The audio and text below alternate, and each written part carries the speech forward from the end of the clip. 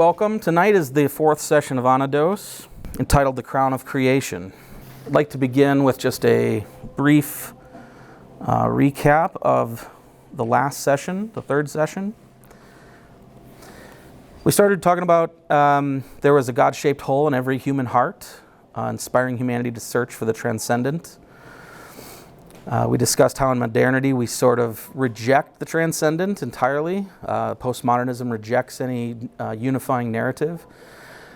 And we started to see the inevitable consequences of that. If you reject God, if you reject these unifying narratives, you lose a lot of other things that you can't that are unacceptable to lose. Things like truth and love and beauty and goodness, etc. And so our society is sort of at the end of that experiment in my estimation. We thought maybe we could deal with just rationality and just science, and thought maybe that would be sufficient. But so many in society are aimless, meaningless, directionless, and so we're going through this meaning crisis at the moment, which I think people are experiencing in different ways.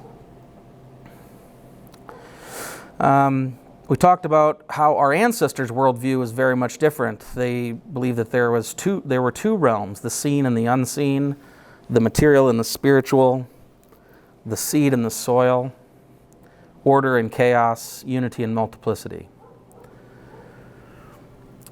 And then we discussed transcendentals, how these transcendental categories that we were so afraid to lose and that were so critical to our very existence, our ancestors understood those as the energies of God, that these energies flowed inevitably from God, that they were uncreated, that they were just part of who God is, in the same way that radiant heat off of a fire is still the fire.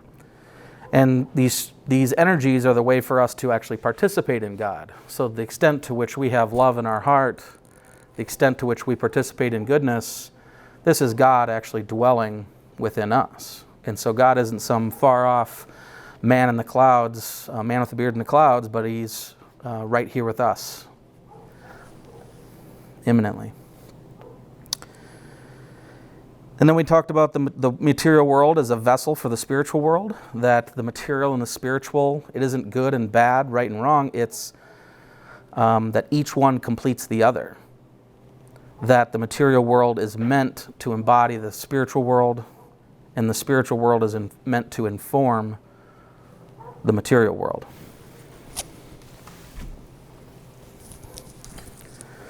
And then lastly, we talked about truth coming in two kinds. Because we have a material world and we have a spiritual world, there is material truth, science and facts, and breaking things down into smaller pieces so that we can understand mechanism. And then we talked about spiritual truth, where we bring the world together through universal patterns of meaning. This is what makes the world make sense, and how everything interconnects to each other, and meaning comes from that. And so I'd like to begin tonight diving back briefly into the spiritual truth versus scientific truth concept, and give you a sort of a demonstration on how you can read Scripture a bit differently through a spiritual lens rather than a scientific lens. We'll start at the beginning. In the beginning, God created the heavens and the earth. The earth was without form and void, and darkness was on the face of the deep. And the Spirit of God was hovering over the face of the waters. Then God said, "Let there be light," and there was light. Last time we talked about how the heavens and the earth was the spiritual world and the material world, the world of meaning and the world of matter. But I wanted to talk about the light and the darkness in this one. Darkness is associated with confusion, can be associated with evil, but not necessarily in this case. Meaninglessness and darkness, confusion and potential. And the light is associated with clarity and fulfillment and meaning. All right, so yes, this is a story about everything was dark and then the lights turned on and everything was bright. But that's really not the most important part of the story. The most important part of the story is that without the light, everything would be meaningless. Everything would be would be dead confusion, merely potential. And so this is God building the world, but this is God injecting meaning into the world as well. Then God said, "Let the waters under the heavens be gathered together in one place, and let the dry land appear." And it was so. And God called the dry land earth, and the gathering together of the waters he called seas. And God saw that it was good. Again, we have the pattern here of order and chaos. Water is associated with chaos. This is matter without meaning. It's potential. It could be something, but it isn't. And by God pulling the earth out of the waters, this is where we get meaning. This is where we get structure. This is where we get the ability to do things and build things and be a certain way. Genesis 2:7, "And the Lord God formed man out of the dust of the ground and breathed into the nostrils the breath of life, and man became a living being." This one is really interesting to me because this is man being built out of the exact same things that the cosmos was built out of. This is man starting with dust, which is earth, and God breathing. Breath is like wind, breath is like spirit, breath is the spiritual world.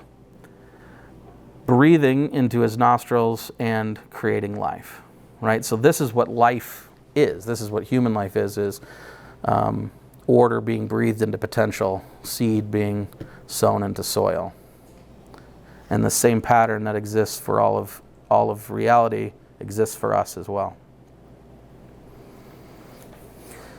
Then the Lord God took the man and put him in the Garden of Eden to tend and keep it. Again, we have the pattern of inform. The spiritual world informs the material world. It tells us, like, this is what should be done. This is what it should look like. This is good. This is true. This is beauty. And then the material world turning that into reality, right? So a garden, why wasn't man placed into a jungle? Why wasn't man placed into the ocean? Why wasn't man placed into the desert? What makes a garden unique? Well, what makes a garden unique, it is the meeting point of heaven and earth. It is the place where meaning, where thought, where intention gets embodied in the material world, right? Nature gets actually turned into something more meaningful, right? Forest or would be just nature. Desert would be more associated with nothingness. So this is telling us something about the creation. It's telling us something about God. It's telling us something about God's will, what he wants for us. And it's telling us something about us and our role. Why are we here? Why are we being placed in a garden? Gardens require tending. And then out of the ground, Lord God formed every beast of the field and every bird of the air, brought them to Adam to see what he would call them. And whatever Adam called each living creature, that was its name. And so unlike man, where God alone did the work, in this case, we're participating, right? Just like the garden, which requires us to tend the garden. I got to point out we got a landscaper in the audience. You know exactly what I'm talking about, Jeff. We have work to do associated with the animals as well. And so by naming the animals, this is the process of us bringing heaven to earth, us thinking about meaning and how that should be embodied in the material world. Remember in the first session, I think we said something like, unless you name something, you can't change something, right? There's power in a name. There's power in an identity because it is what unites the thing with everything else. It's a little bit difficult to understand, but. And the Lord God planted a garden eastward in Eden, and there he put the man whom he had formed. And out of the ground the Lord God made every tree grow and pleasant in sight and good for food. The tree of life was also in the midst of the garden, and the tree of knowledge of good and evil. So again, we're working with the material and spiritual. We're meeting here in the garden. And what I think is interesting is that meaning is being placed into the equation right away. You can read endless books on what the tree of life is and what the tree of knowledge of good and evil is, and I have my own thoughts, but I won't go too deeply into that. But these are choices, these are temptations, these are opportunities, these are risks, and all at the very beginning, there's meaning being placed into this world.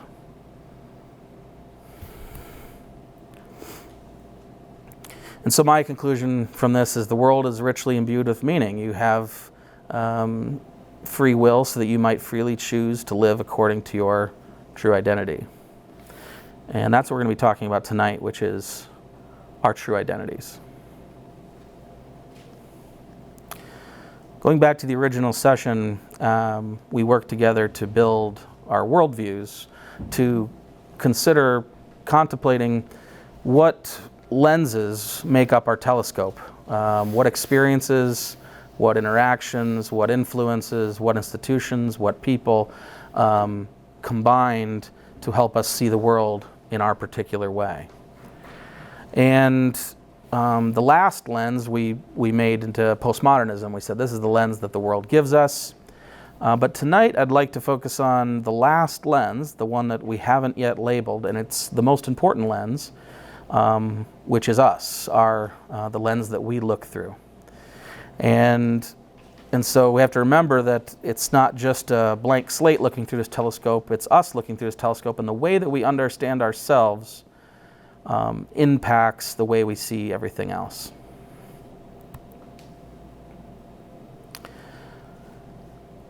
So why does it influence everything else? Our identity defines our purpose.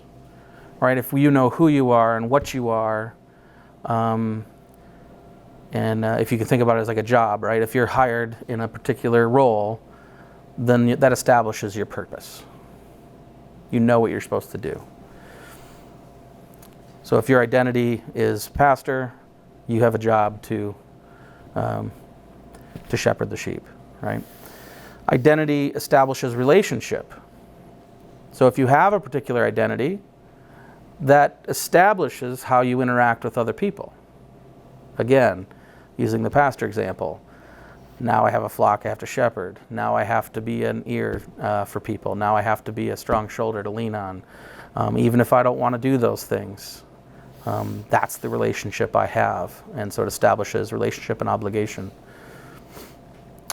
The next, identity sets the ideal and sets the margin. Right? So if you have a particular dog, maybe a show dog, then that show dog, has an ideal way that it could look, and it has an ideal way that it runs around the ring. And it establishes the margins. The margins are the margin of what's acceptable. Right? Well, you could still be at this level and still be a show dog, but just barely. Really, you're not a very successful one. Right? So it establishes the ideal, what the winner is going to look like, and what's acceptable, what's allowed in the door. And this is kind of an interesting thing, but I think our society in general, we spend a tremendous amount of time talking about the margins, what's acceptable, what's okay. But how much time do we spend talking about the ideal anymore? How much time do we talk about beauty and perfection and love in the highest possible sense and sacrifice? These things, you see blips of them in movies once in a while and songs once in a while, but they're not what our kids are learning at school. They're not what the politicians are talking about on TV. Ideals have been almost squeezed out of our culture entirely. And then lastly, identity defines freedom. What does it mean to be free?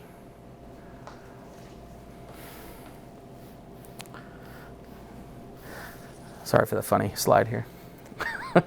I'd like your guys' opinions. Is a squirrel free? Who has a thought? Would you define a squirrel as free? This is like a trick question. Yeah. They seem pretty free to me. Pretty free, yeah. Yeah, there's no government holding them down, right? No regulations, no oppressors. They're free to their nature. Yes. So, is a squirrel free to act like a lion? If a squirrel really wanted to act like a lion, could it? And if it did somehow, if it accomplished it and it, maybe started chasing deer, something around here, how would that go? Not too good, right? And so, okay, there are some limitations on our squirrel then, but they don't have a government. They're not regulated by some body. Why isn't that they're not free to act like a lion?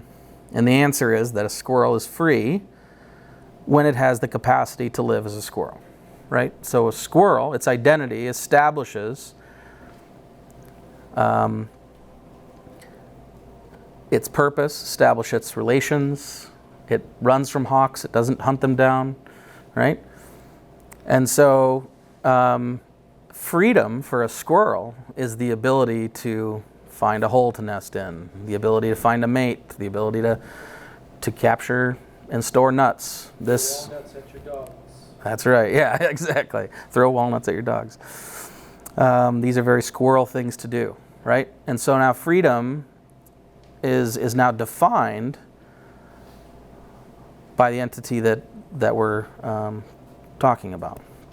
And so the question is the story of freedom that our society tells us, which is do whatever the heck you want to do anything you want to do what makes you happy, be your authentic self, is that real freedom? If I decide to use my freedom to take cocaine and get blown out of my mind and I don't have the ability to do anything else, am I free? Or am I slave to cocaine? If freedom is defined as me doing what I want, then I'm still free, 100%. But if freedom is defined and constrained by who I'm meant to be, if I have a purpose, if I have an identity, if I have a role, then my freedom reflects that identity. Okay. Now we have to pivot out of this stupid squirrel thing into really deep theology, sorry. Okay, so ancient Christians understood that God was three in one, that there was an essence of God, which is the part of the flame that we can't touch, the unknowable essence that's beyond all human understanding, incomprehensible, ineffable.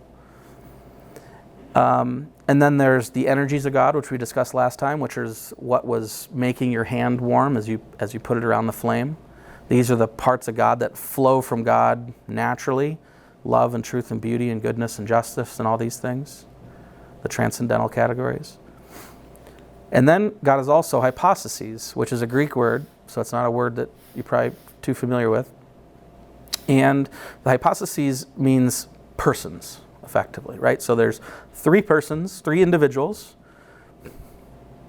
of one essence. They share the same will, the same desire, everything else. And then the energies of God. And they each share many of the same energies, but then they have unique energies. They do the same thing. So only one person of the Godhead becomes incarnate and dwells among us. Right? So God has an essence, has three hypostases, and many energies. What's interesting is that as humans, the ancients understood that we also had an essence, hypostases, and energies. And so you have an essence, which is your human nature. This is the part that everyone in this room shares. I am of the same essence as Elijah. Elijah is of the same essence as Rod. We all have the same human nature. But we all have extremely different personhoods. We're all unique and beautiful in our own ways, right? And then our energies you can think of as our activities. So I can't know Jacob's person. I can't know his hypostases. But I can know his energies. I can know his actions in the world. I can know my interactions with him. I can know the way he looks at me. I can know, if he shows up on time. These are the ways that I know him. And from my interactions with his energies, I draw conclusions about his person. St. Basil the Great, the human race is one, and there is one essence of all humans, even though there are many persons. Put a different way, I want to compare and contrast here sort of the secular postmodern view of identity versus the ancient Christian view of identity. Unlike the ancient Christian view, the postmodern starts with the assumption that there is no shared human essence. There is nothing that unites us. Because if there was something that unites us, that would be an oppressor. That would be something that's telling you that you're limited in some way, right? There's no universal transcendent grounding. It's all just social construct. We made it up. Fake categories, right? So there's nothing in common between us. We're just all atomized individuals, all cellular sacks of meat that have subjective preferences, okay? And then our individuality, they see as self-defined. You choose your identity. You don't have an identity, and you don't, other people don't sort of determine, or participate in the process of determining what that identity is. You pick it. And then finally, we have the choices, what we would call the energies and actions, or spiritual participation in the energies. They would call fragmented choices, preferences, actions that come out of nowhere. It's neurons firing, it's chemicals flowing, it's stimuli interaction. If you talk to a real postmodernist, they will tell you that there is no free will. It's an illusion. You're just responding to stimuli automatically. And so on the left we have, what's the conclusion here? What should we do? Do whatever, doesn't matter. That's the conclusion. That's the world we're living in. That's the world that your kids are living in. That's the world that your boss is living in. That's the world that's all around us, right? And the ancient Christian world is fulfill your potential, where this is who you are today, but who could you be tomorrow? And there's obviously much more to the story. That's not the Christian story, but when you're doing a direct comparison, that's the difference. Okay. And so identity, what are some of the things that we tie to our identity now? Well, we tie our race to our identity. We tie our country to our identity. In this Colossians verse, we say, according to the image of him who created him, there is no Greek, no Jew, no circumcised, no uncircumcised, barbarian, how do you pronounce that one, Pastor? Scythian. Slave nor free, but Christ is all in all, right? So our identity is in Christ, the identity that matters most. Are you still American? Yes. Are you still a Scandinavian? Yes. Are you still a Puerto Rican? Yes. Are you still an entrepreneur? Yes. But these identities are all subjugated to your primary identity, which is through Christ. And so what is our core identity? This is the part that matters most. Our core identity, according to ancient Christianity, is as eikons, or you may have heard it as imago Dei, and this basically means created in the image of God. And then also sons of God. So what do these things mean? Going back to our spiritual material world here, we talked about how humanity is a microcosm of reality. We're part heaven and part earth, part immortal and part mortal. This is part of what it means to be created in his image. In Genesis 1:26, and God said, "Let us make man in our image, after our likeness, and let him have dominion over the fish of the sea, and over the fowl of the air, and over the cattle, and over all the earth, and over every creeping thing that creepeth upon the earth." And so God created man in his image. In the image of God he created him, male and female, he created them. This is a wonderful icon here of God in incarnate form here, breathing into the nostrils of man. I just real quick, I don't know if you know this, but in the Greek Septuagint, so taking the Old into the Greek, the word image and the word likeness there, the Hebrew into the Greek is actually icon after our icon. Beautiful. As was the man of dust, so also are those who are made of dust. And as is the heavenly man, so also are those who are heavenly. And as we have born to the image of man of dust, we shall also bear the image of the heavenly man. So again, speaking to our role, we're supposed to bear the image of the heavenly man. What does that look like? And does the cross give us a hint? Another thing that's kind of interesting is that sort of Christ is sort of an icon of the triune God, right? Through Christ, the incarnate God, we can know and better understand the Father and the Holy Spirit.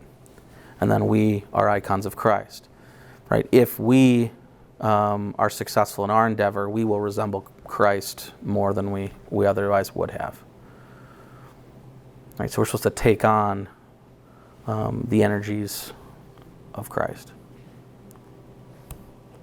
We talked about Christ as the, I think I reversed it last time accidentally. Christ is the prototype and we're the type, right?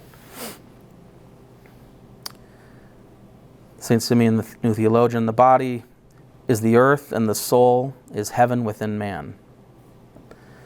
So again, two parts. There's two parts of us, our body, the earth, and our soul, heaven. God created them to be united, that the divine energies might flow from soul to body. And through such a union, man becomes a bridge between heaven and earth. So we stand between those two realms as mediators, as a bridge, facilitating the interaction between those two. To look up to the spiritual world, to understand love, and then to bring it down into the world and make it manifest. Put another way, we have Christ's prototype, man as type here. This is a mirror in between. And our goal, the reality is that the image is blurry. It's distorted. It's twisted and veiled. And our sin has separated us from God. God's Spirit can't dwell within us because of how imperfect we are, right? And so this image is shrouded. And our goal is to unshroud it. Our goal is to rid ourselves of sin, to become more like the image, and to reflect God more clearly than we did yesterday.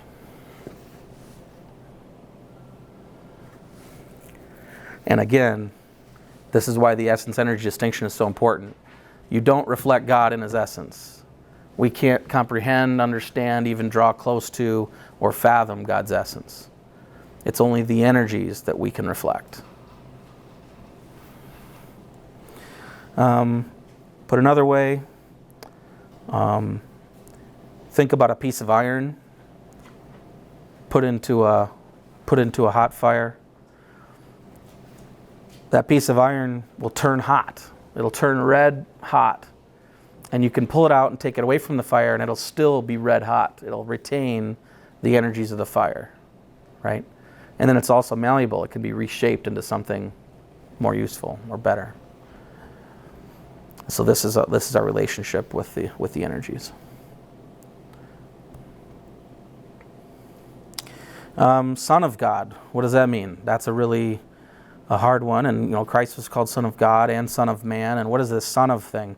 I see this everywhere. And Pastor, I don't know if this is something that you have something to add to. I'd love to hear it. But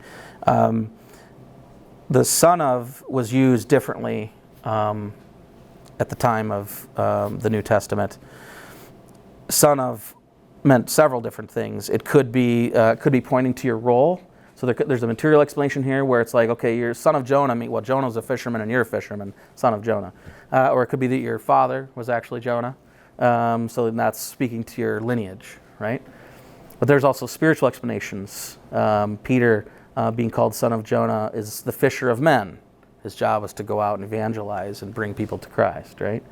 And then also the pattern of Jonah, the prophet. So he could have some connection, reproducing some pattern that the Old Testament prophet Jonah in the belly of the whale lived, right? So there's several ways that you could take that. Similarly with Son of God, when we're sons of God, this points to not necessarily that we're living up to this title, but it's what we could be.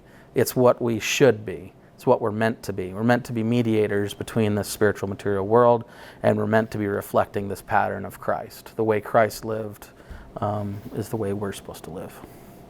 Any other thoughts there, Pastor? Sorry to put you on the spot. I hadn't asked you. I just figured it seemed like something that you'd have thoughts on. I mean, there's a lot there just in the title. Man, you hit it. You hit it well. You could break it out further, because then we're all called to be sons of God as well. Yes. So in a way, who Christ was, in a way we are. Right. Just as who God is, Christ is. Yes. So as he is a mediator, we're salt and light, Matthew chapter 5. We're to be the ones who preserve, mediate in the world, etc. Yeah, that's good. Amen. Okay, and so we have our core identity here, which has some implications for our purpose. And if this is who we are, then this is what we're supposed to be doing. So we talked about mediating, we talked about stewarding, we talked about reflecting. There's one more here, which is serving. I think one of the best verses for this is, okay. So Matthew 22, he's speaking with the Pharisees, and they're challenging him. They're trying to fool him up. They're trying to demonstrate that he's not as wise as everybody thinks he is. But when the Pharisees heard that he had silenced the Sadducees, they gathered together. Then one of them, a lawyer, asked him a question, testing him and saying, "Teacher, what is the great commandment of the law?" And when he says teacher here, by the way, that's condescending. He's like, "Okay, wise teacher." He's trying to get him. What is the great commandment in the law? And Jesus said to him, "You shall love the Lord your God." So basically asking him an impossible question. We have these 10 commandments. Which ones really matter? And Jesus' reply was absolutely amazing. "You shall love the Lord your God with all your heart, and with all your soul, and with all your mind. This is the first and greatest commandment, and the second is like it. You shall love your neighbor as yourself. On these 2 commandments hang all the law and all the prophets." The way I see this in my head is, again, going back to our mountain metaphor, right? Loving God is to love everything about God. And I think about the transcendental categories: love, truth, beauty, and goodness. And do you love love? Do you love goodness? Think of the best thing that you can possibly imagine. Now multiply that times 1,000,000. Do you like that thing? Right? So all that is good, all that is love, all that is truth. Loving God is having your attention turned to the top of that mountain. Your attention, your love, your worship, your dedication, being committed to that peak. And then you shall love your neighbors as yourself. The whole point of those things is they're all relational. They're all about, you're loving what? You're loving who? You're being good to who? Humanity was created to be relational. It's not just Adam, it's Adam and Eve. And so there's no point in having love if there's no one to receive it. You could go with that. You can't do the second one without the first one. So being that you're showing what you're talking about today is that, what is our purpose? What does it really mean to be free? Yeah. And it all goes towards becoming like Christ, who is the image of God. So I can't truly love another image bearer unless I love the image first. Yeah, and love itself. What is love without God? Right. Love doesn't exist without God, and there's no target for our love without God, and everything you said. So exactly it's not, right. A person could say, like in our society right now, right? It's people talk about, don't be judgmental, you're supposed to love. which in society standards means you need to accept everybody's idea of freedom. Their Right, own yes. choice, right? Yep. But if love, if it's love God first and then love your neighbor as yourself, and what it really means to be human is to become Christ-like. Yep. Theosis, which we'll get to eventually. Yep. Then to accept the sin of the other is the most unloving thing you can do. Because you're not loving them to their potential. You're actually encouraging them away from what they're created to be. Amen. Yep. The love isn't. And also, it says that It's directional. Yeah. We also says that we love Him because He first loved us. It's Right. like we have a God-sized void in our soul, in our heart, in our being, and I think that's one of the hardest things to struggle with is like not loving yourself because you can't accept the love that God has. But I think in order for us even to love God, we have to first allow Him to enter into that place and love us and to feel His love, and then we can actually begin to love others as we love ourselves. Because if you don't love yourself, I mean, it says as you love yourself. If you don't have love for yourself, you can't accept God's love, and there's not a chance that you can love another. Because judge not, because judge not is the measure that you judge. You measure back to you. So it's basically the way you judge yourself. You're going to always judge others. The way you love yourself, you're basically going to love others, but you can't love yourself truly without seeing yourself through the lens. Yeah, so it's like first and foremost, you're loving yourself for your potential and where you could be, but you have to love in an accepting way where you are today, and that goes for everyone around you. So it is always directional. Love is not, unopinionated. If I then, your Lord and teacher, have washed your feet, you also ought to wash one another's feet, for I have given you an example, and for that you should do as I have done for you. So in this scene, after a long day of walking, everybody was walking back then, wear sandals, and so like your feet are just going to be completely disgusting at the end of the day, right? And to have somebody of that stature washing somebody's feet, that's what you would have the servant help with, right? And so having somebody like Christ wash your feet, the disciples were completely aghast. No, please don't do this. But Christ was demonstrating for us that this pattern of the top coming to the bottom and the bottom coming to the top. He descended to our level, not only just washing feet, but descended in the worst possible suffering on our behalf for the love of humanity, right? And again, that's the pattern that we're supposed to be reflecting here. What are you doing that looks like washing another person's feet in the modern age? And then we have our relations. So again, our identity establishes our purpose. We also establish our relations. We have a relationship with God, with other humans, and with creation. We talked about with God, we have love and worship. We're also seeking union, which we'll get more into. And with others, love and also sacrifice. Washing somebody's feet is sacrifice. And with the creation, to be stewards of that creation. I want to talk about worship. This is a word that's, I think, really difficult for us, and a lot of images go through our heads.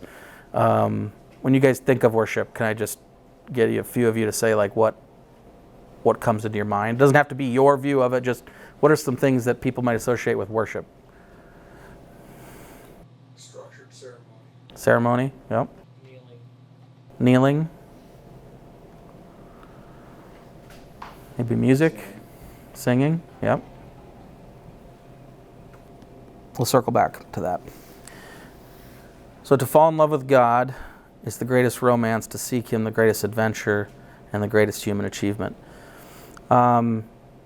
This is a chart that I really, really love, which shows you quite a few different ways that you could interact with God. Starts at the bottom with enemies of God. You could believe with God, but reject Him nonetheless.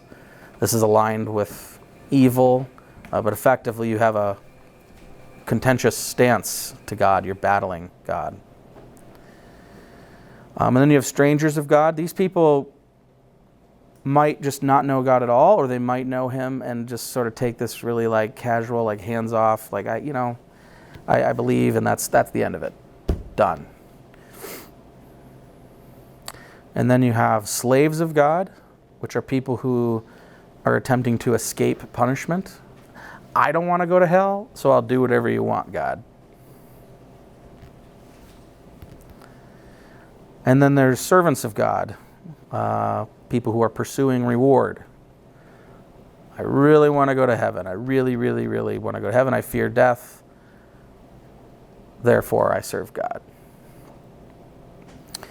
And I think this is getting less ugly as we move up, more beautiful as we approach the summit here. I think at the top, this is a really good description of what sons of God means, which means that you think of God in some unfathomably larger but still closely related to way that a son would think of his father, right? You would follow your father and do what your father asks, if you're assuming you have a healthy relationship here.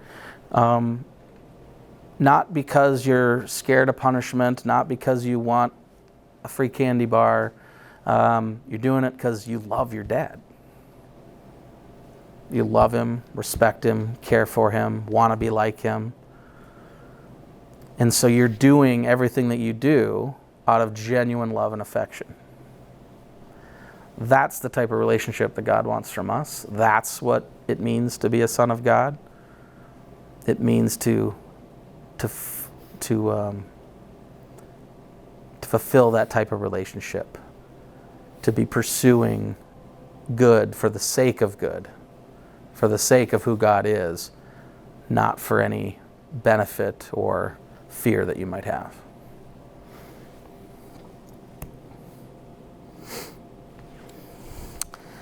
And then we have our challenges. So we talk about how that we're fallen. In the ancient church, they talked a lot about we are sick and blinded from God. We've been made ill. The sin it's not just a guilt thing. It's not just a courtroom case. You've been deemed guilty. It's also this illness, this fact that we've been blinded from God and can't seem to do the right thing. Sin keeps infecting us, and we have to purify as a result. So we've been fragmented, and we're farther away from God than we should be because of the sins, because of the passions. Passions are basically like repetitive sins, like things that you get caught in, like you do this thing all the time. This is a passion that pulls you in this direction, and it generates many sins. I got 2 slides in here that I don't think I'm going to go into because they're kind of substantial, but I want you to take a look at them after tonight. Basically, this is comparing the fallen state and the natural state, and I think it's really, really good content. But to summarize, basically in our fallen state, we have our priorities here on the bottom left, and our soul, which is supposed to be the most important, has been deprioritized in society. And instead, where's all of our attention? Our senses. We're pleasure seeking. I want sex, I want drugs, I want food, I want this. That's all senses. That's all physical pleasure, right? And we put less attention to our will, even less attention to our mind. I've been sort of like apologizing for getting too philosophical with you guys and stuff, but on the other hand, this is why we have minds. This is the kind of stuff we should be doing, right? Can't all be football and that kind of stuff. And so, I think like philosophy is trying to understand the world, trying to understand theology and philosophy, trying to understand who we are and how we all fit in. Reality. And so, in our natural state, these would be reprioritized. Our soul would be our top priority, and our senses would be our least.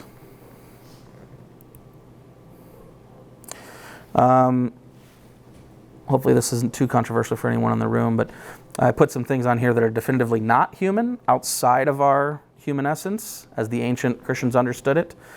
Something like total depravity or predestination, Calvinist ideas. These would be innovations. These would be things that are unrecognized by ancient Christians. They wouldn't know what these are, and it wouldn't sound familiar. The idea that humans are evil is at direct conflict with us being eikons and sons of God. Humans are not evil. Self-sufficient Pelagianism was an early heresy that basically said, like, we do all the work ourselves, right? Which we're talking a lot about that in this series, right? We're talking about our role and our identity and all this kind of stuff. But make no mistake, it all happens through the grace of God and to the glory of God alone, right? We're participants. We're soldiers. We're not the general, right? And so Pelagianism sort of puts too much emphasis on the human component. And then mere material Gnostics, saying, this physical body is unimportant and we should just get rid of it, like the spiritual world's all that matters. And then Mormonism would say that humans are destined to be gods with a capital G, to actually be the essence of God, their own essence. So we just laid out this super complicated human identity. Meanwhile, the world is sort of working in this paradigm. Either you're a good guy or a bad guy, or if you're on the postmodern side, everybody's just neutral or meaningless, nothingness, right? And so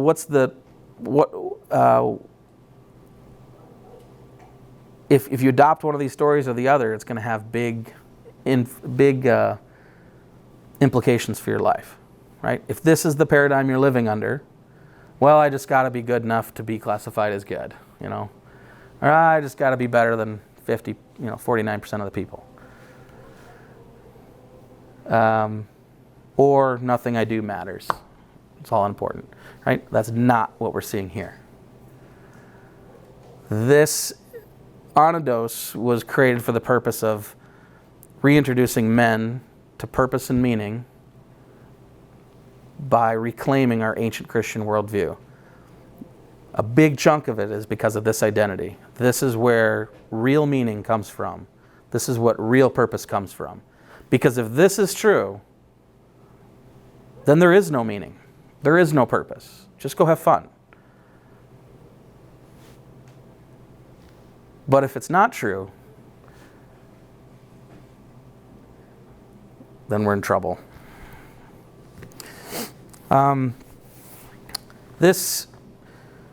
As you know, I've been sort of giving glimpses maybe a little bit, but I've been on this 3 or 4 year long journey to faith.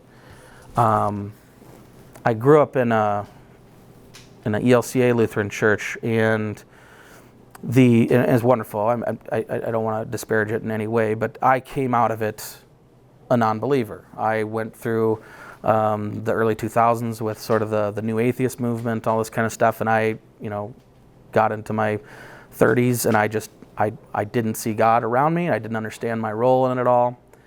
And there were several things, like if I was just to say like these 3 themes that brought me to God, it would be beauty, meaning, and identity. And so when I started to have this transition, when I started to see the world more clearly, the way it actually is,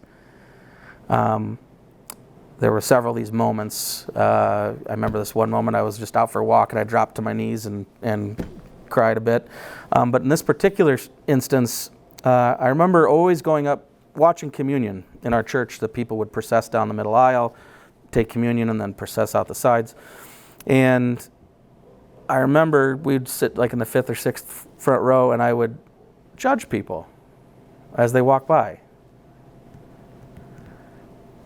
Oh, she's put on some weight.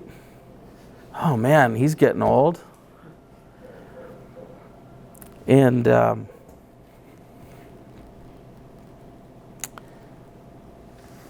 I remember one day I was sitting there and I just I started crying because I started to see each of these people as, there's a son of God, there's a son of God, there's a son of God, and all these failings and things I would have quibbled at before are partially meaningless, unimportant, and then also things that they're victims of. These people are sons of God and they're getting their asses kicked out here, right? They're struggling. I should be trying to help them. Or at least be kind to them and not sitting here judging them like an asshole. And so I think, something when we, it's like, oh, it's your identity. Like, what does that actually mean? This is how we see everything. This is how we see ourselves. This is how we see everyone else around us. And if you can get over this hump and begin to see people with this identity, with their true identity, who they actually are, sons of God meant for greatness, even though they're humble and small, then it's a big part of seeing the fuller beauty around you. So Derek, I got a question for you. If obviously you're successful and you needed something else in life, what if your business didn't go the way it did? What if it went the opposite way? What would your views on your faith in God be? I don't know. I think that would be it's a good question. I think I know what you're getting at, and what I would say is I don't know. When things are going good, Yeah. but when things ain't going worth a shit. Right. Well, I think that people are How do you brought to God. How do you have faith and still believe when Yeah. things? Yeah. Well, I think you bring up a really good point, and I think that people come to God in many different ways from what I've seen. And actually, it's actually kind of disappointing to me because when I started sharing some of my stories with some people early on, I kind of got a blank stare sometimes because it's like that. Well, that's not how I came to God, right? That's not how I understood God. And so I think in the particular example that you're giving, success could be material success could be something that makes it easier, or it could be a real hindrance. My So- absolute failure is what brought me to God. There you go. Hitting rock bottom is oftentimes what gets people to I God. say some people need to hit rock bottom, and some people need to bottom out, and some people need to top out to see that there's it's not Yep. everything that so either way, it's like everyone needs to just find their need for God. Sometimes you become bankrupt and you see it in different ways, and sometimes it's hard to see it when you're it's hard to see it Yep. everybody has struggles. No one's like ever perfect at any given point, and so there'll never be a point in any of our lives where any of us have all of it all together. There may be time when you're financially doing well, but your health isn't very good. Yep. There may be a time when your marriage isn't doing well, but everything else is going well. You're always going to have some reason not to like God, and you can either say, I either need God or I hate Him for that. And so we're faced with this dilemma: is like, is God for me, or is He against me, or is He trying to bring me into Him to make me into the version of me that He created me to be? And so all of our stories and all of our journeys are completely different, and our unique challenges that we have in our life, our unique challenges that we have are opportunities for us to either grow or to diminish. And Right. challenges are one of the greatest blessings that we could have, but God's with us in all of it. So I hope that brings. That's at least my perspective. I'm not saying it's the Yeah. truth. It's my perspective. Some of the time. Yeah, I think it's almost like, to me, it's like the wrong axis to be considering. Like he pointed out, a lot of people hit rock bottom and find God. A lot of people find God on their deathbeds. They all of a sudden have this understanding that they're insufficient, that everything that they relied on previously all comes crumbling down, and God is more obvious to them than it would be otherwise, right? And so maybe it's more of like the inward-outward thing. Like you could hit your head on the ceiling of success and turn outward and just crave all the horrible things you could do with success. Cocaine and strippers and trips to wild places. Or you could choose to turn in the right direction. And same as you hit the bottom, you could get, what's the word? Blame everybody else for everything. Blame God, blame whatever. Or you can choose to turn that into something good, to redeem it. I guess I'd agree more with him that people that have had a tough time with drugs or done like a lot of bad choices, done a lot of bad things, and then they're a believer in God, and they're trying to kind of talk you into their beliefs, and it's kind of opposite sometimes. You either fail or you succeed. Yeah, I think when you're in the comfortable middle, maybe that's the hardest place to be, because you're just going through your life feeling this feeling of self-sufficiency and comfort, and you're filling the day with video games and food and whatever else, right? And so maybe that's actually the most challenging. I don't know. That's a good question. But I don't think that the pivot of finding God is as closely related to success or financial success, financial failure as many people suspect it is. That's my experience anyway. Can I just a little bit into that? I won't share my testimony, but what I've seen as a pastor is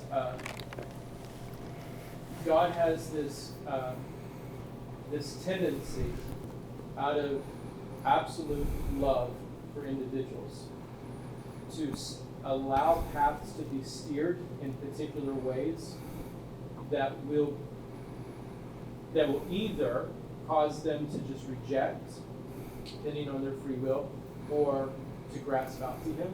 And so I've seen it, like with Derek's case, it was after success, really, that he came to Christ. And I've seen a lot of that.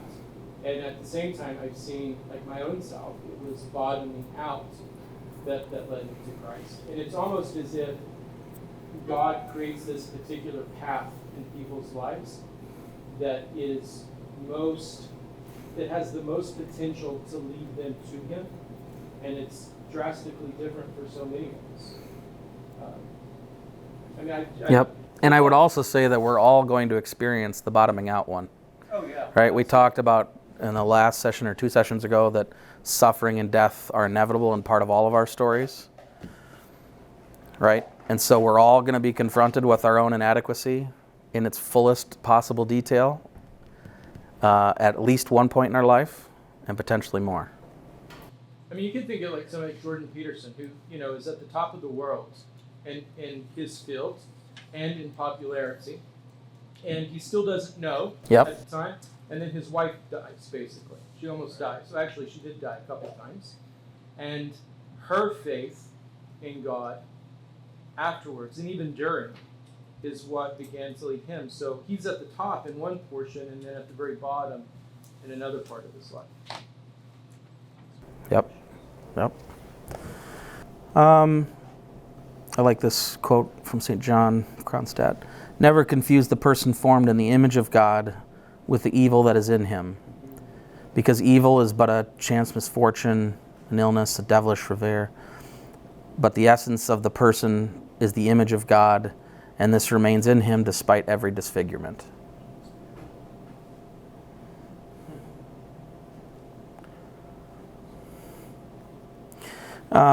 We're just spending a tremendous amount of time. This whole session is about us. Anodos itself is about us finding meaning. This session is particularly inward focused, and so I just wanted to have a one slide here where we have a little bit of humility and context. We have to remember that every good thing comes from the grace of God, right? There's nothing that we do that's good that we do ourselves.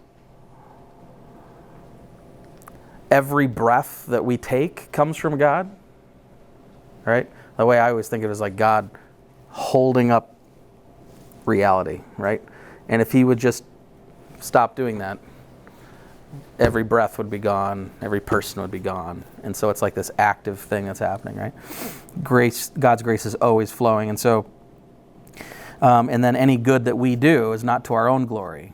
It's, us in humility, overcoming obstacles and being able to participate in something that's truly good.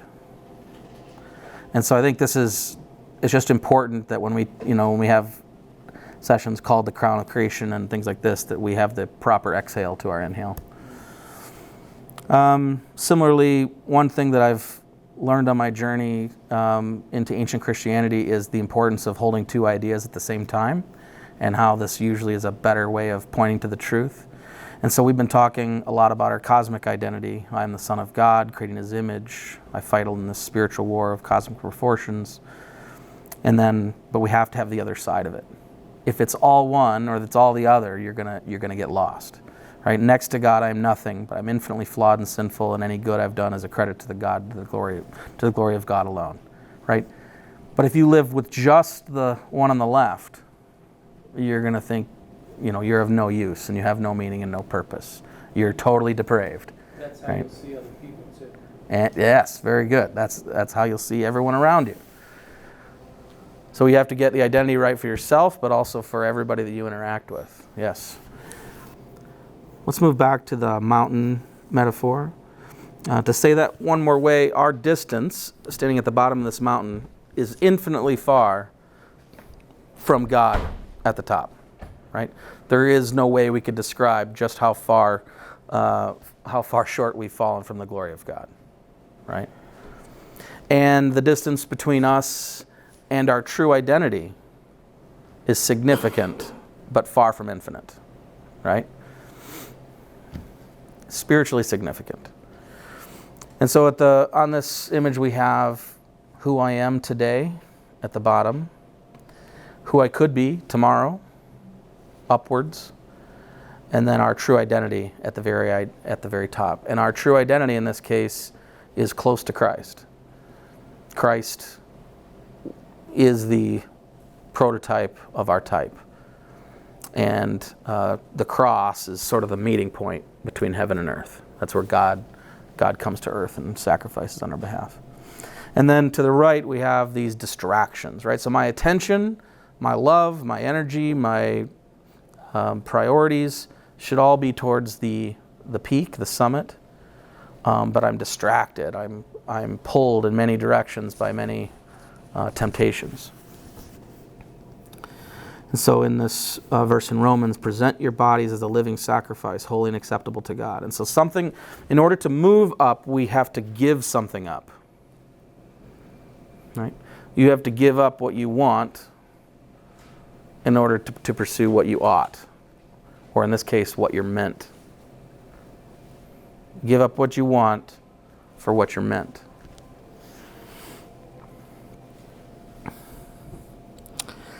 To show this in a different way, we have a lot of younger men here, so I was just trying to choose some peaks that are relevant. We have a verse here from Colossians, all things were created through Him and for Him. And so again, this is I've mentioned this a few times, the nested goods, right? Wealth in and of itself isn't bad. It becomes bad by improper use. If it's nested properly under God, it can be good. Our fitness can be good or can be bad depending on what we're dedicating it to, what it submits to, what it falls under, right? If we're trying to get our six-pack abs so that we can go down to the club and bring ladies back, that's not good fitness. That's not godly fitness, right? That's not selfless, that's selfish. Right? And so the inward versus outward, these peaks of goods submitting to the higher good is what makes them godly. So we have our proper love and worship and submission and sacrifice pointed straight upwards. And now these distractions I'm identifying as sin. Right? This is putting my attention and love where I shouldn't put my attention and love.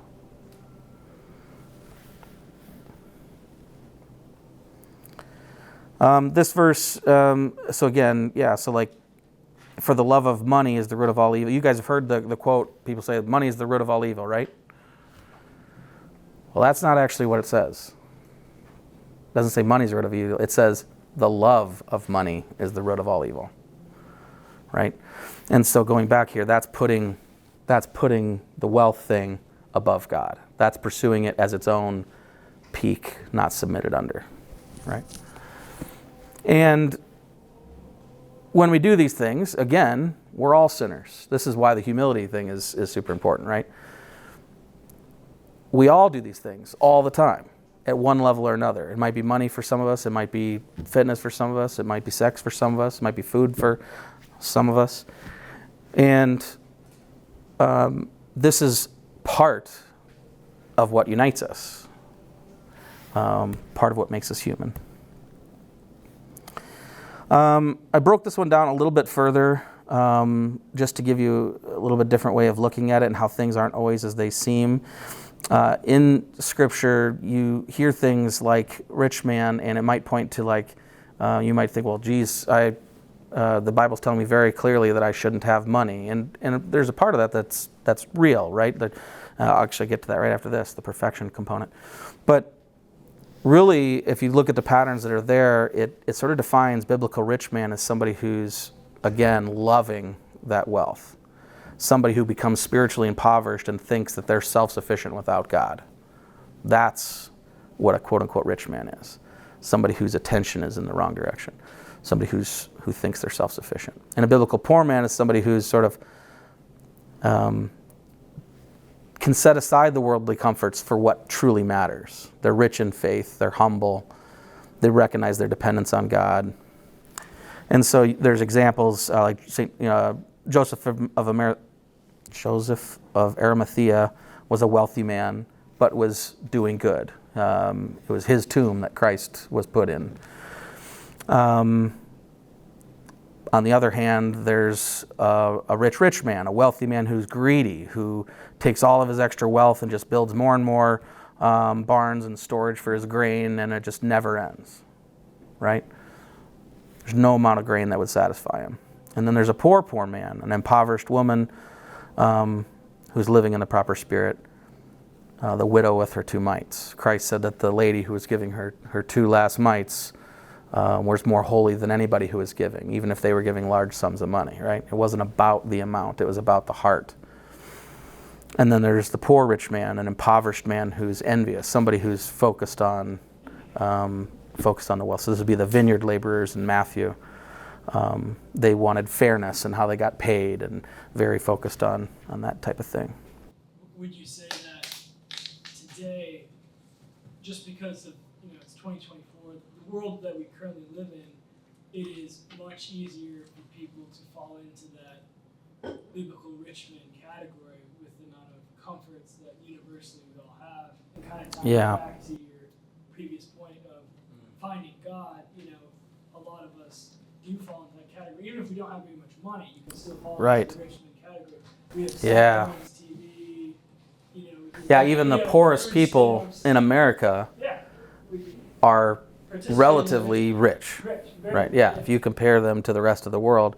And so, we all sort of fall into that having certain level of wealth, certainly if you cast it backwards into time as well. And so the problem, I think you're exactly right, Elijah, that all these problems exist. They all are here. But we tend to have more of the problems of the poor man, or of the rich biblical rich man, because we're satisfied and self-sufficient. We think that we don't need God anymore. I actually heard a really good description of the Amish and why they don't use technology. For the longest time, I had this hilarious, I took a humorous view of it, I think I got from Family Guy at some point, was basically like, the Amish decided in 1954 was precisely the amount of technology that God wanted, right? I thought that was pretty funny. But I understand a more beautiful version of it now, which is that the Amish accept technology up to and until the point where they lose sight of God. They accept technology up to and until the point where they become self-sufficient and things aren't hard anymore. And they think they can get by without God. That's speaking exactly to what you're talking about, right? Because even if they're a lower middle class person in town, or they got their car and they can go anywhere and eat good food and they can watch the football game on their refrigerator TV screen, whatever it is, right? But these things, these material things, these technological things blind us from the spiritual things. So the only way around that is you kind of then would have to either mess up big, hit a rock bottom, something like that, or pursue something, right? Like that. That's interesting. You're connecting some cool dots there. I don't know. I'd have to think about that some more. But yeah, what you're saying makes sense.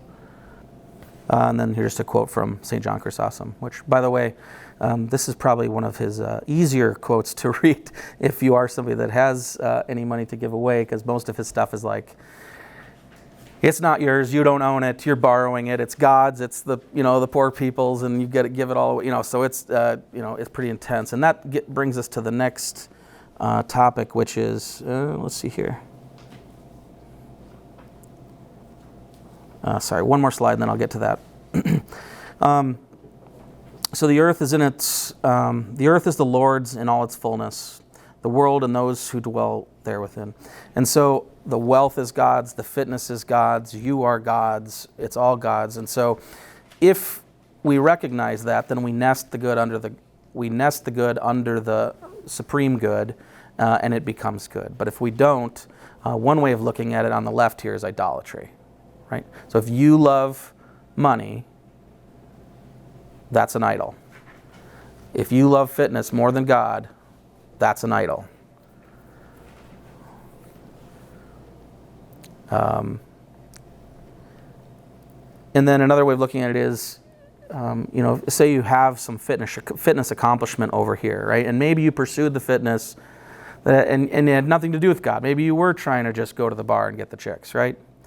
But these things that we have pursued can be sacrificed and rededicated back towards the summit.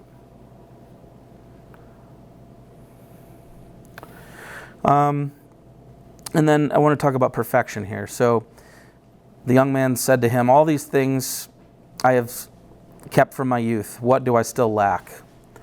So there was a young man who was asking Christ, and saying like, hey, I've lived all the 10 commandments. What more can I do?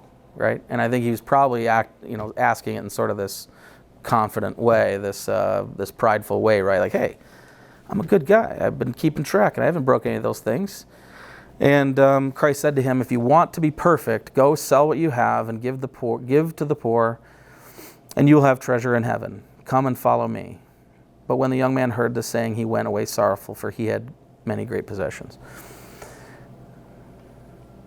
So this establishes that there's always something more to do, right? This is perfection. If you want to be perfect, sell everything, right? Dedicate your entire life, right? We talked about the monks in the monasteries the other day, like people who've dedicated all earthly possessions, all earthly pleasures, and just said, I'm going to dedicate my entire life to God, right? And we're not all destined to be monks, but this gives an example of what that might look like, something that's closer to perfection. And so on this mountain, you could kind of think of climbing it in this circular process. And it starts with seeking perfection. But the very next step is, oh, too bad we're not perfect, and we're never going to be perfect. Lots of imperfection to go around, right? And to me, I think that most modern churches have abandoned the very first step here. Perfection? Well, we can't reach perfection, so we shouldn't even talk about perfection, right? But that creates this slippery slope where we lose ideals, and now we're only talking about the margins. We're only talking about what's acceptable to come in the door, and we're not talking about what we could possibly accomplish. And so it's important to know that we should be seeking perfection, again, one hand, and then knowing that we're never going to achieve it in the other hand.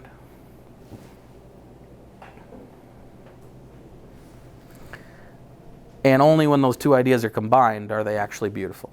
Either one of them is insufficient on its own. Seeking perfection is going to be burdensome and oppressive. And then human imperfection is just going to be, well, I might as well just stop now because I'm never going to be any good, right? Only when they're coupled together do you see the beauty. I have a more detailed version of this chart in the next session, but and then I got verses on here too. You can look those up. And then in our human perfection, this arrow here is sort of like repentance, right? So we identify the fact that we are infinitely far from God. We identify the fact that we are worshiping and putting attention and love towards things that aren't God, that our goods aren't nested under the ineffable good. We realize that we're wrong, and we turn back to God in sorrow, and that generates a humble heart. That's the humility.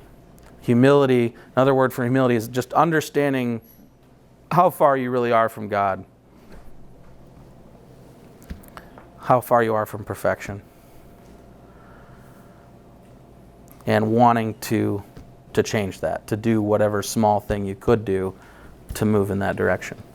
And then the only thing that can actually get us over that hump, what does most of the work, is God's grace. Right? We're struggling with what we have, which is little, and God's grace covers the difference. We'll get a little bit deeper into that one in the next session.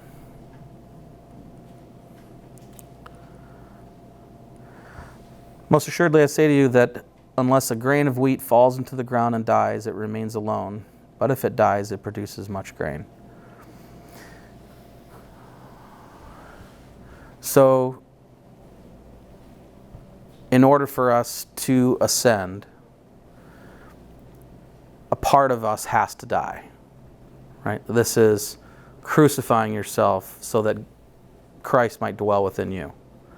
We have to crucify our sin, we have to crucify our passions, we have to crucify the parts of us that don't care or are indifferent, the parts that can't love God fully, the parts that are pursuing other peaks, the parts of us that refuse to bring those, submit those peaks to the main peak.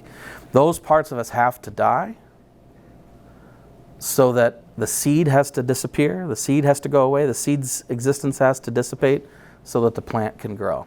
We have to be a new creation.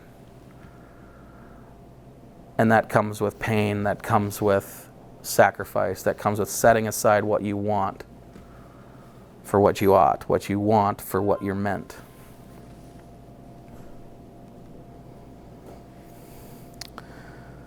And so in conclusion here, Christianity isn't just a mere belief,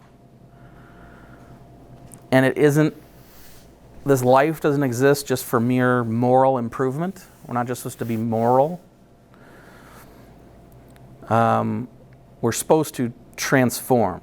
We're supposed to fulfill our identity as sons of God, to be image bearers, to reflect God more clearly. We were created by God for the holy purpose of uniting heaven and earth and for uniting ourselves with Him. So I'd like to end with just a few short questions here to get us thinking. What if it's not an accident where you live? What if it's not an accident who's around you? What if your life is not just random chance?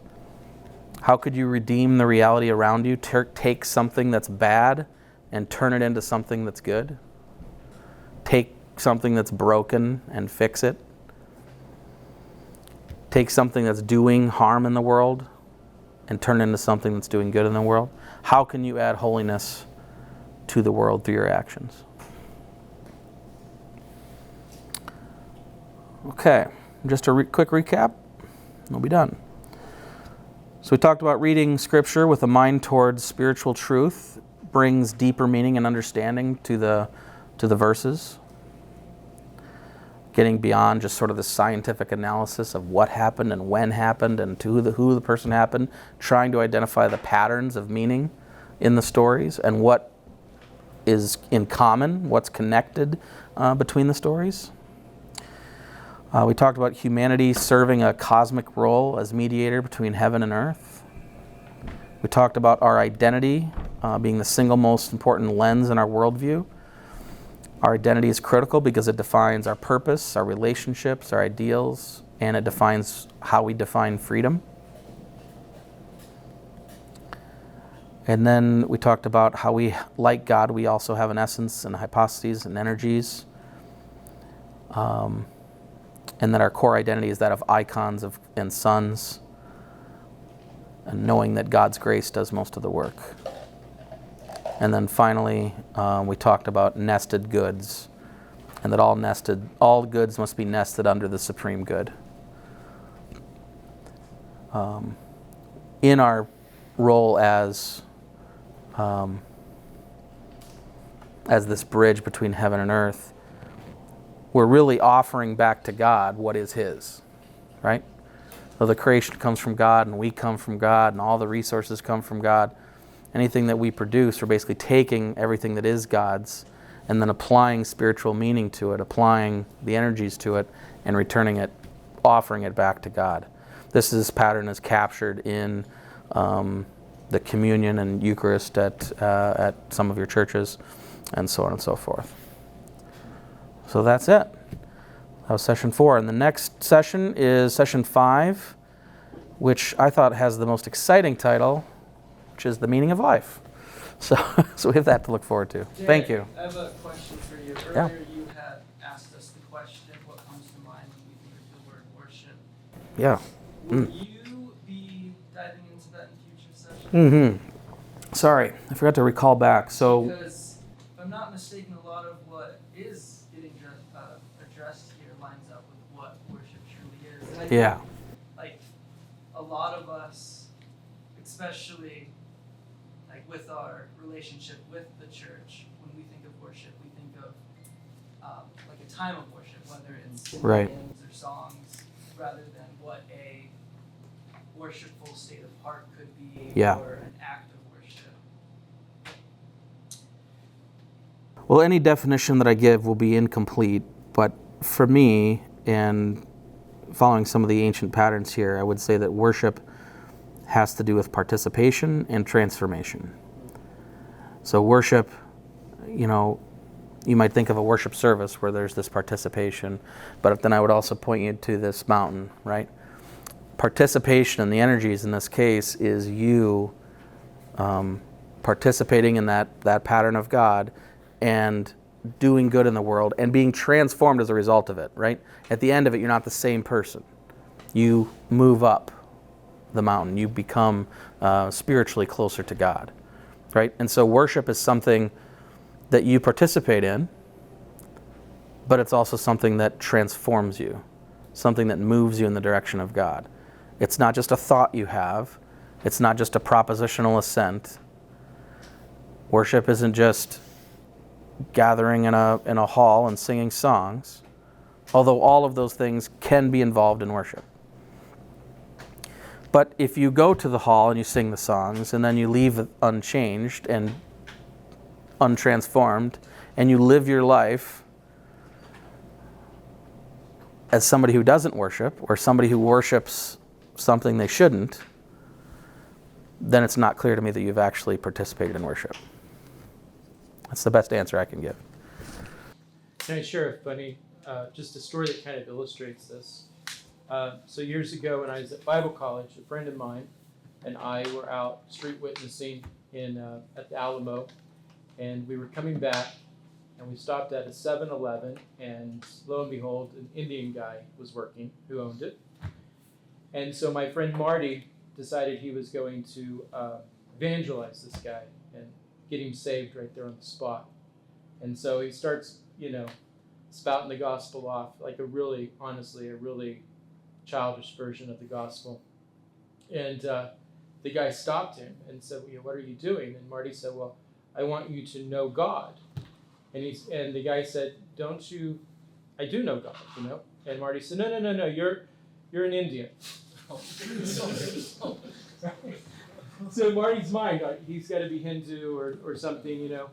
And the gentleman made a statement which it just kind of captured my mind, and it's just been with me forever. He said, no, look in my eyes. Don't you see him? And I was flabbergasted. We were about 2 miles from campus, and Marty's mad because he failed. So he wants to leave, and I just sat and talked with the guy for a while because I was raised this evangelical in a Pentecostal church, and what he said, it meant something to me. Like it struck true, but I couldn't explain it or understand it. And the guy took me through Genesis for about an hour and a half at this 7-Eleven, and this idea of icons. Come to find out, he would trace his faith to Thomas, St. Thomas, who brought the gospel to India. And what he said, it was so beautiful. He said to me, talked about Mesopotamian idols. And he asked me, he said, do you know how an idol is made? And I didn't. And he said, they don't worship the metal, the bronze, or the stone, or the wood. They worship the spirit that's in it. He said, so a priest would take an idol that's been made by a craftsman, and then they would blow the spirit of that deity into this idol's nostrils. And then that's what would make it an idol. And he said, so then he showed me, we're icons, idol, icon. And he said, now, how were you created? You were created from the dust, and then the Lord himself bent down and breathed his breath into your nostrils. So if anybody sees you, they should see him, because you're his icon. And that it struck me like the most profound thing I'd ever learned, I think. That's a story that if I had heard it several years ago, I would have just said, well, that's ridiculous, you know. Sure. And now, I mean, I believe I've met a few of those people. I've met these people that you can see it in their eyes, right? And for most people, I think you see it in their actions. You see it in how they live in the world and what they do and those types of things. But yeah, there are physical transformations as well. You can see it in the kindness in their eyes. Well, an ancient church used to worship in the circle, and they didn't have big screens to sing songs on. And they'd look at each other. Like that's beautiful. Yeah. Like they could, when singing hymns and psalms, and they'd be able to just see each other. Like it's not like they're worshiping each other, but the understanding that this person is an icon of God. They are a son, a daughter of God. That's incredible. I also wanted to add one more thing. I kind of feel like because my path to God happened over so many years, and lots of things happened, but most of it, as sort of Rod pointed out, was like hitting my head on a ceiling and realizing that there was nothing up there of that kind anymore. But, I also had hitting the bottom experiences.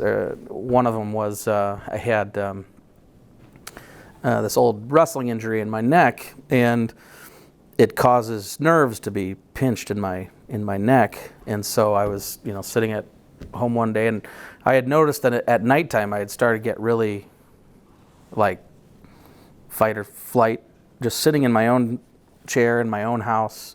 I started to get like freaked out at night, and I thought it was stress or whatever it was, but I noticed that my arms were itching.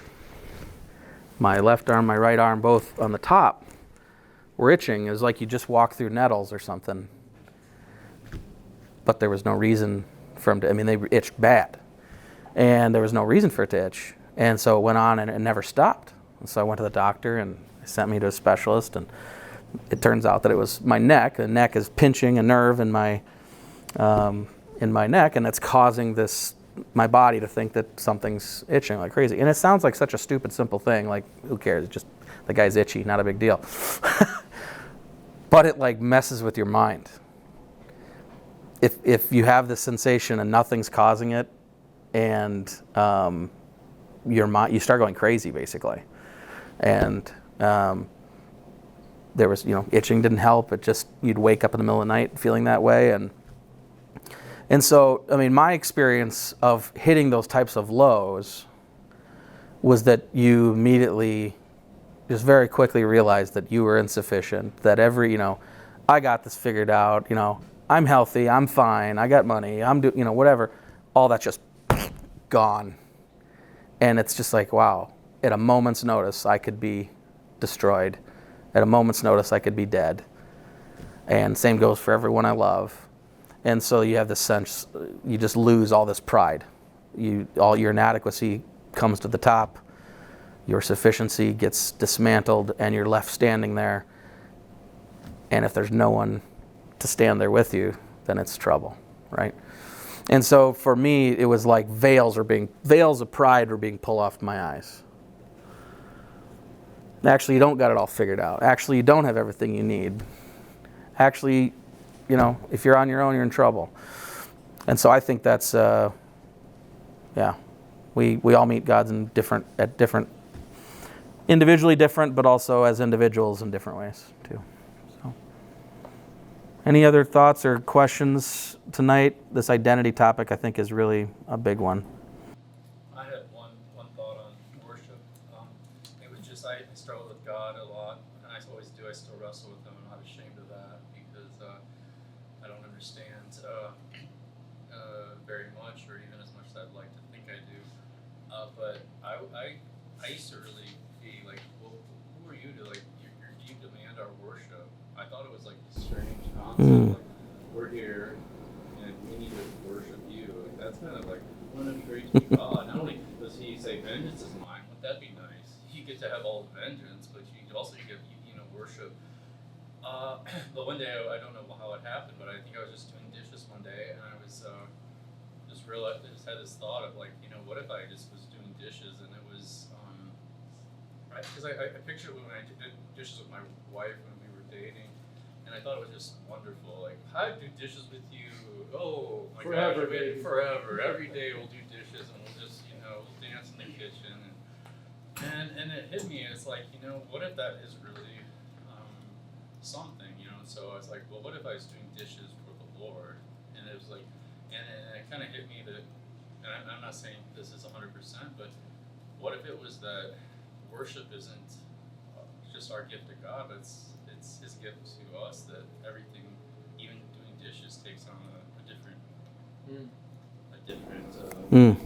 because you're doing it for somebody that's worthy. And so it's like even the menial task could be worship. I mean, and it should be.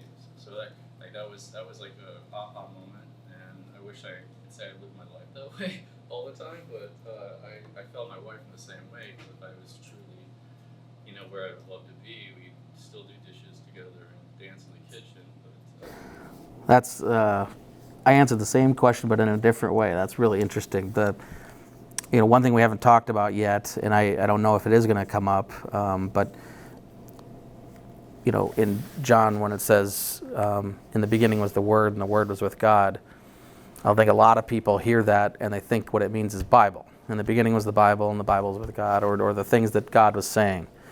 What it actually means is, in the beginning was the Logos, and the Logos was with God, and the Logos was God. And Logos is a very complicated term, but it means much more than word. And so it's a really bad translation. I wish they wouldn't translate it as word. I wish they would just leave it as Logos, because then you could at least investigate it. But the Logos, Christ is the Logos, and the Logos is, the way I understand it, is sort of the interconnected meaning of everything. So everything's connected together. It's knowledge and reason and wisdom and all those things, but it's the meaning that imbues the entire world. And who is Christ? Christ is the guy who is God, who descends to earth, who leaves the spiritual realm, comes to the material realm, and that pattern of the spiritual being received in the material and vice versa is the pattern that we've been talking about through this entire show, right?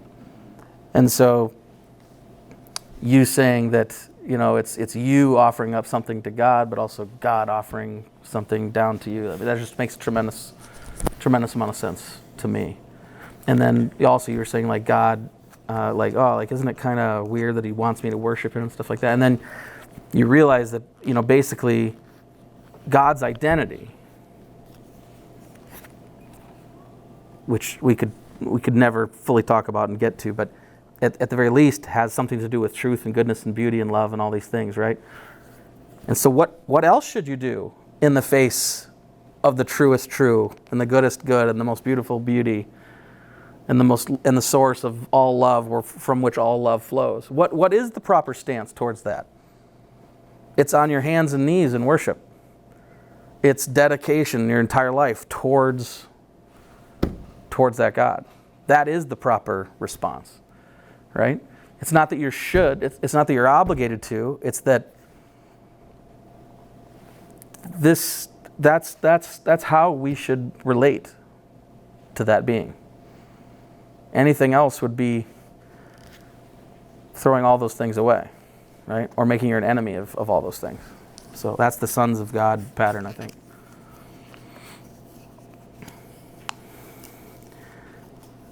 Anybody else? James, I really like that idea of worship being reciprocal. We give and we return. John Piper. Well, thank you, but I think that was like a point of contention, and I just realized, like, oh my gosh, it's his gift to us. Yeah. Because like if we didn't have him, like we all kind of feel like we didn't have a purpose. Oh my gosh, what are we living in today? Yeah. No one knows what their purpose is, and it's not that no one knows what their purpose is. It's like today it was about identity. It's like anyone says they don't know what they should do, they really don't know who they are, and you don't know whose you are. You don't know where you came from. You don't know where you're going. And so I really think that God, not only is God the answer, Jesus, when he says he's the way, like the sermon on Sunday, it's like that hit me so hard. It's not only is he the way, it's not like he's just the path to get to God. He is actually the essence that we are invited to live in. Yeah. So you abide in me, I abide in you. Right. You abide in me, and then that's how you fulfill your purpose and your identity, and it is a beautiful thing. And so this stuff doesn't come through ease and comfort. It comes through struggle and pain and wrestling, especially in a world that doesn't have purpose. A lot we don't understand, and so thank you. I love that concept that it's his gift to us, because if you see it the other way around, it's really a confusing world to live in. Because you think, well, who is this selfish? Because we all know it would be great to be God, but it's like if he didn't do it that way, because we all last thought, I'm rambling, but regardless whether you believe in God or not, every single person on this planet lives their life unto God as worship. It's not as worship, but they live their life and it's unto God, and it's whether they're doing evil to God or they're doing good, it's all going unto God. And so we're so that's kind of the last thought I had on that. Thanks, everyone.